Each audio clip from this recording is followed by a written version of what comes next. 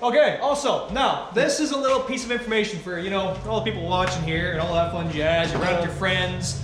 Oh, I did an engine swap in my vehicle. If you ever hear someone go up to you and be like, yeah, you know, I did like an LS swap or a Hemi swap, fire it up. Very first try. You know what you do? You look them in the eyes and you say, bullshit. Well, here we go, let's get those wheels out on the road. It may get dusty, but that's the way she goes. We'll build some greasy old cars and drink our AGD. Hey, don't you know, it's partly built. Alrighty, so got our ECU mounted up for the engine. Now I got these 5 wires here. So we got the 2 O2 sensor wires for when I get the wide bands, the fuel pump control, tach, and my fan control. I was gonna wire them up to a Deutsch plug and get those so they're available. And then also the lovely thing with this is we have like a bundle of, I don't know, 20 wires. You can add circuits into the system and you can have it control different things, which eventually down the road I probably will set up, but for now I'm just gonna get the bare minimum to get this thing going.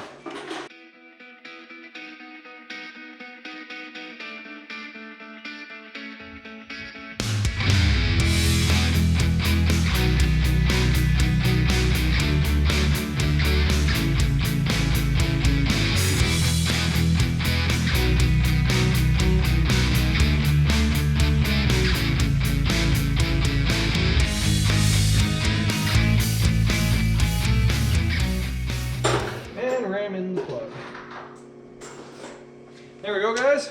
Got myself a connector up here, which eventually I'll make the other side and we'll run the wires wherever they need to go. And the spacing should still work. These plugs should still hook into the harness, or the ECU, I guess. So yeah. Alrighty, guys. Let's move on to further fun stuff. So we're just getting ready here. We got things kind of together enough. We can try a first start. We got our main power going into the cab, coming off the alternator. And we have our fuel pump wired over to this relay. And we tested it. The fuel pump works. There's a couple fuel line leaks that I got to address later. We got some chassis grounds put on the engine. We got 3 of them right now. We just got a junk battery sitting around that's got enough voltage maybe. We got the booster on it. And we got the booster pack on it. We got the starter kind of hodgepodge wired up to a switch hanging out the front so that we can at least crank it. Steven has the interior wired enough we can try. We don't have the ignition source hooked up right now, so it's not going to start off the key. Well, like we don't even have to turn the key on to get power to the ECM. He's just got it to a fuse right now. But yeah, just getting ready to do the first start here. We'll see what happens. Our ignition right now is not a key switch, it is just this fuse. This is how we kill it all. And to crank it, old Mike's up there with a switch to do it. So, do we want to give it a try now? You got power to it?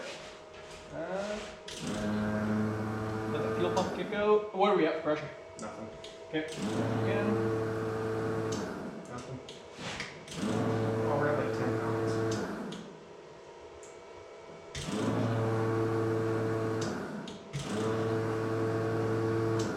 Ah, fuck. Once you start cranking, I think it'll go. Ready? Okay, so we're gonna give her a test.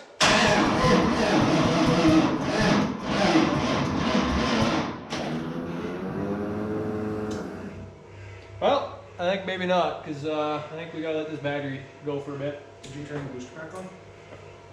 Yeah? Yeah, I did. Okay, so we will come back in like 10 minutes. First attempt version 2. Yeah, version 2.0. Yeah, go ahead. All right. Our first attempt.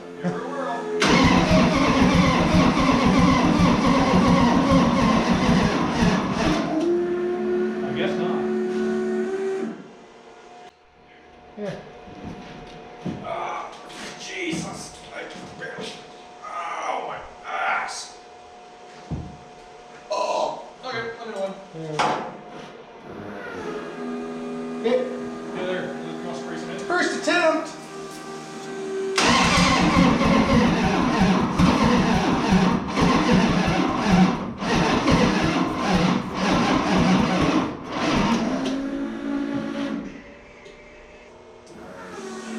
Yep.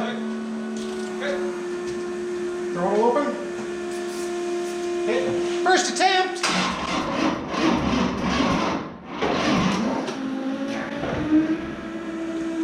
Okay, we finally got fuel coming to the return line.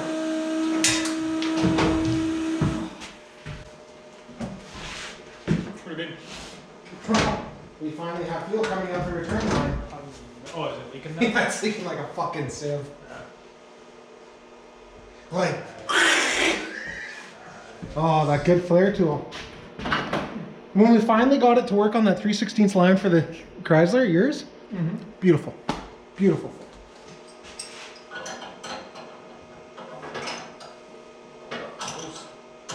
Oh, would it be tight?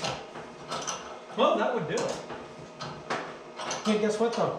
Now our injector should be primed. Yeah, it might try to fire by itself.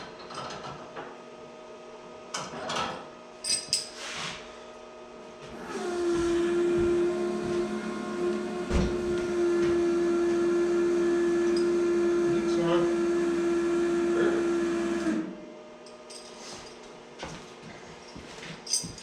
If I'm honest, I'm surprised there's not more leaks. As much as I had to fight with that freaking flare tool kit.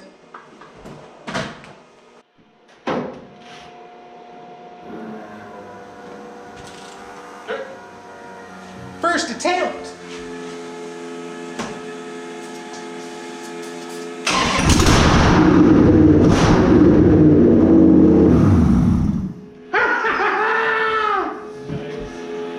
Go, people. Nice. Send that to me! Steven!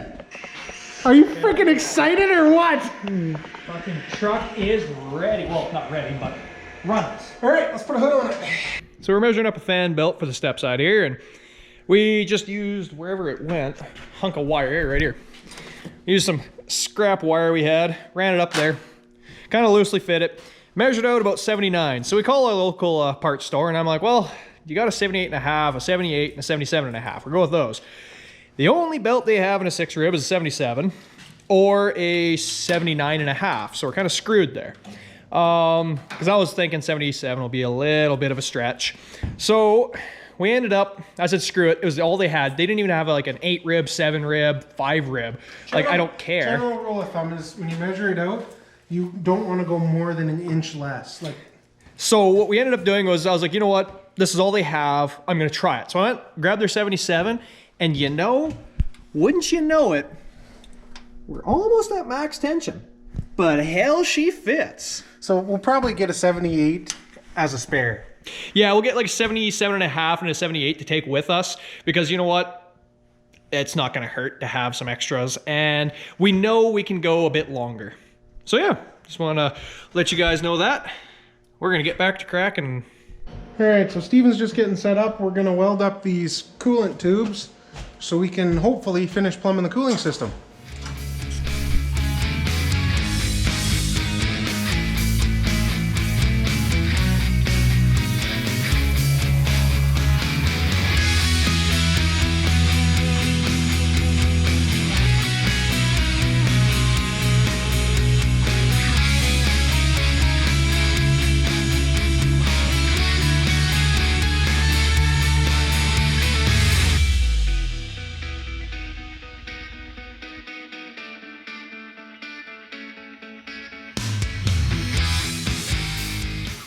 It's really ugly, but it's gonna hopefully work.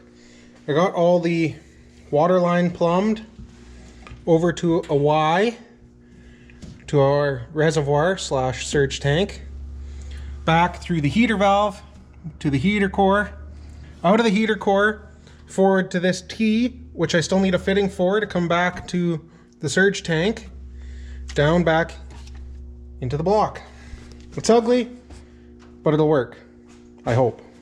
Okay, so let's see how many leaks there are in the cooling system.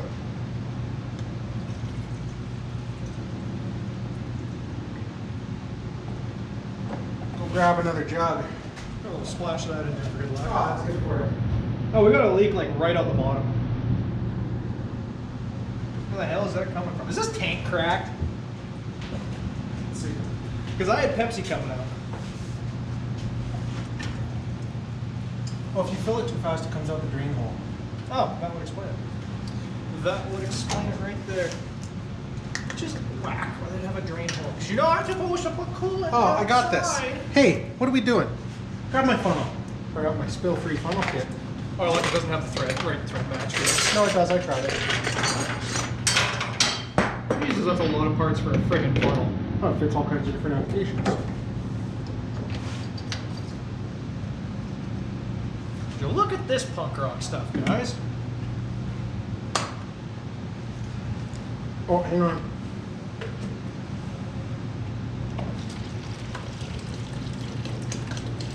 Now pull it up, Steve, and it should work. Why'd you put it in to begin with? I don't know, I just wanted to try it. See how it worked. Never even put liquid in this before. Well, it holds water. But does the cooling system.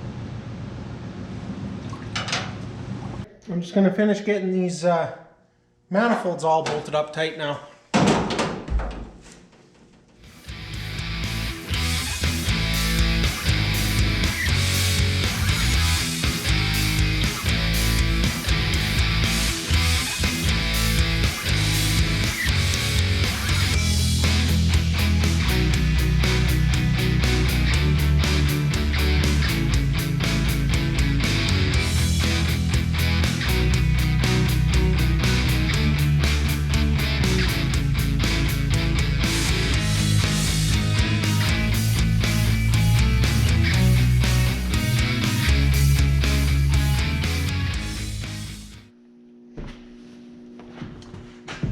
All right, so I'm gonna wire up the electric fans now.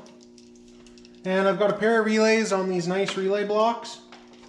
And I've just got it drawn out here roughly how I'm gonna do it. So I wanna run 2 relays because those 2 fans are each gonna draw quite a bit of power. So if we run with 2 30 amp relays, hopefully we won't blow stuff. So how we're gonna do it is they're ground switched from the ECM. So we need the green wires coming in. If you look on the bottom of here, these are both wired with the exact same colors. So these greens will tie together and they can go to the ECM for the ground signal. So for a relay to work, 85 and 86 need power and ground. Usually you would take the blacks to a ground, the greens to your power signal. But because it's a ground signal coming from the ECM, these are now our switched ground. These need to go to power. Well, these pinks are also going to go to power because these are our main feed. Once the relay closes, the power coming in here will go out the yellow. So the yellow will go out to my fan plug. This is the plug on my rad. And the upper fan is the 2 upper pins, and the lower fan is the 2 lowers. So I'll take 1 yellow wire up to this pin, 1 yellow wire down to this pin, and I'll take the 2 other pins and they can go to a good ground source. So if you look down here, what I'm gonna do is I'm gonna take my black and my pink and I'm gonna tie these 2 together. Then I'm gonna run a heavier gauge wire. And I'm gonna do the same with these ones too. And then I'm gonna run heavier gauge wire as 2 singles, 2 separate wires, down to the positive on my alternator. And that way, these are always gonna be hot. And then we're gonna have to put a fuse in both of these too as well. And then when I switch my ground here, I'll have power coming in the black. So when I add ground here, it'll close the coil, or it'll excite the coil, which will pull the switch closed and put the power coming in on the pinks, out on the yellows. I know it's kind of confusing, but because we're ground switching it, we just have to run things a little different than normal. Not a big deal. So other than the fact we're gonna put a fuse in here and a fuse in here, it's pretty much gonna go exactly like my drawing. I'm gonna mount these right up beside the radiator. shouldn't be a big deal. Let's get going on it.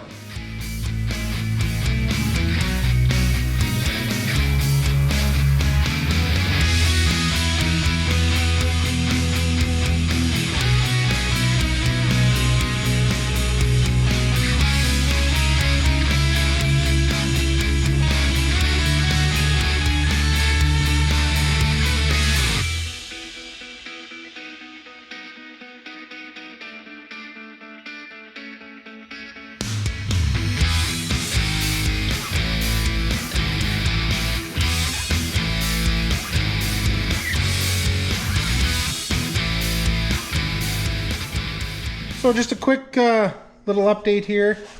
Well, Steven's been screwing around on whatever it is Steven screws around on, interior stuff. I've been just tinkering on little things under the hood here. I kind of fabbed up an intake here. I got to build a brace for it yet. I got the IAT sensor in it. I got the catch can plumbed. I had to change the fitting sizes. And this one's really ugly, but it does the trick. So I got the breather down into the catch can, out of the catch can, back to the intake. I have the lower hose done for the power steering, the return from the steering box. I got to do some figuring to get our sizes swapped up here so that the supply line, the suction line can get done, but getting there. I got the starter wired. This is your start circuit hooked into the factory connector. I put a new battery cable on and ran them together down to the starter. The exhaust manifolds are on and tight. So yeah, just getting little things done. Steven and I got the belt on. It's a little short, but it works. I'm going to reroute some of these ground cables. We just quick put some block grounds on so that we could get it started. But I'll finish up doing these ground wires for the chassis and the block. And then I have to wire up the alternator yet. And I have one wire left to do on the fans off this 70 amp breaker over to the alternator, but I ran out of hardware to mount it, so I just got to finish mounting it. Then I can loom any of this wiring, get that all done. So getting there. I'm just working on all this little crap that takes forever, and there's a reason they cut it out of every car show you watch. So, but anyway, I'll keep at it. Okay, so I figured out how I'm going to mount this intake pipe so that it's not just hanging here. I still had one of these old braces from who knows what, same as what I used on the bottom of the coolant tank. And I just bent it up and cut the end off, and I think we're going to just tack that right there like that, holding pressure upward a little bit, and should be more than enough to hold this. So I'll throw a welding glove over top all the hoses and stuff here and have Steven buzz this on, and then I'll take it all off, wipe it down, clean it up, and paint it black. I had a red door and I painted it black.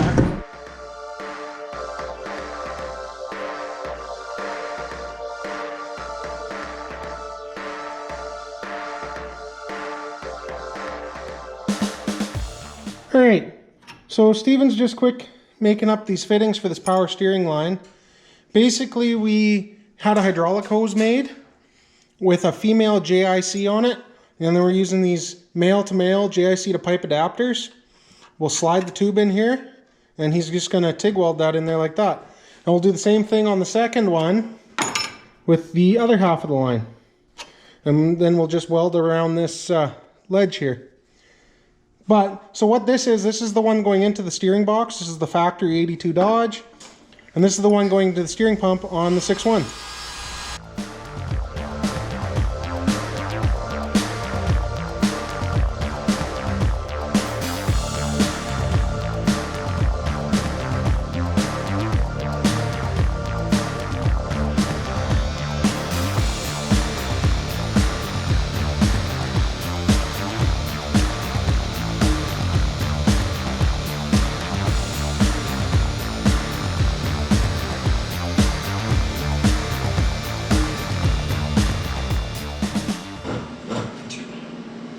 guys. So, here's what we got in. They ain't the prettiest, so don't judge too hard. Yeah, there's that. All welded, nice as can be. And this. Any luck? Should work well. This is some hard metal. Okay, so what we're doing here, guys, oh, that's 2 layers right there. Oh, it's not hard Like, at all. it goes into the middle of this. Ah! But there's a hole. Nothing there's gonna suck. Anyway, so anybody that's putting the older birdbath hood on the, so what's that, like 70? Anybody's putting like a 74, 75. 74 to like 79 hood on their 80. 80 to 80 or 80 to 90, whatever Dodge, the hood latch does not line up with the hood. So you actually have to move it over. I don't know. I didn't measure that. It's like an inch. I just marked where the center was, and we're going to get her on here now. Steven's just drilling the holes, and then we'll get it bolted in. But yeah, just a heads up.